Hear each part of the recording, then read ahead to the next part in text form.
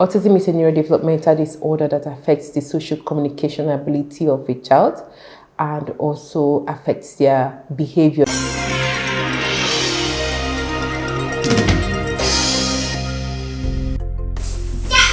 Oh, good talking. High five.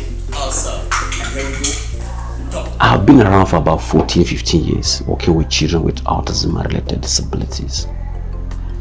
And some of the children who are now adults, they would have made good progress if they had the economic means.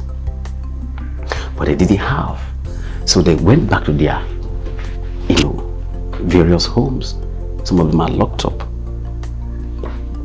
Now, the cost of therapy to an average family, to the poor family, is very punishing. Let me use the word, very punishing.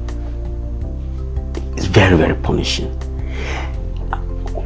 A family that cannot afford 3 good square meals in a day, where would that person have 300,000, 400,000, 500,000 to carry out intervention for 3 months? Where's that money coming from? But it goes beyond just the finances. We have families who are able to afford the cost, right? Yes. But they lack in other areas of support. Emotional support, psychological support, social support. Like I told you earlier, even within the family circles, they have been rejected. They have been abused. They have been stigmatized. Even the society.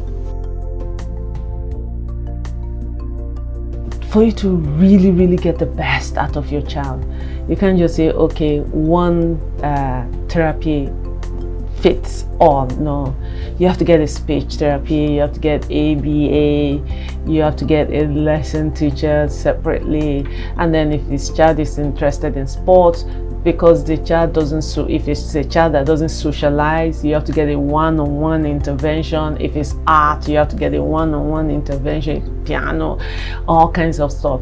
And for those children, you have to try your luck. That's, you have to say, okay, let me try music. Is he interested in music? If he's not, then you move. Is he interested in art? If he's not, you move to sports. And then you have to start doing all those things until you get the one that the child likes and the child can excel at, and then you start building on it. There is no known cause of autism. We just have predisposing factors, and number one is genetic. So it's genetically influenced because of the gene of that particular child, not that the parents are passing it over to the child. Then we've had other things like infections, viral, bacterial infections, ability to digest certain foods. We've had exposure to chemicals and their body not being we're all exposed to chemicals in the environment, but their body is not able to process it. And they have also said, like, sodium valproate, some drugs the mothers took when they were pregnant. But there is no known cause of autism. These are just predisposing factors. Especially if you have the gene, then you have things that can predispose you to having autism. I have a son who was diagnosed of autism. And that happened to be my only son, Ferdinand Effa. It was at the age of 2 that he was diagnosed of autism.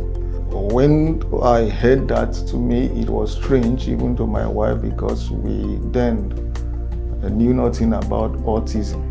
Over the years, it wasn't easy because much as we were putting on all efforts financially, time and a host of other, we weren't getting the satisfactory results. In most cases, you just see you are spending so much, you are devoting your time, and even those who, one way or the other, are the specialists to some extent, you don't know whether they were exploiting you or they were doing their best. But autism has no cure, though there is treatment, and it's just about you trying to manage and get the best out of it.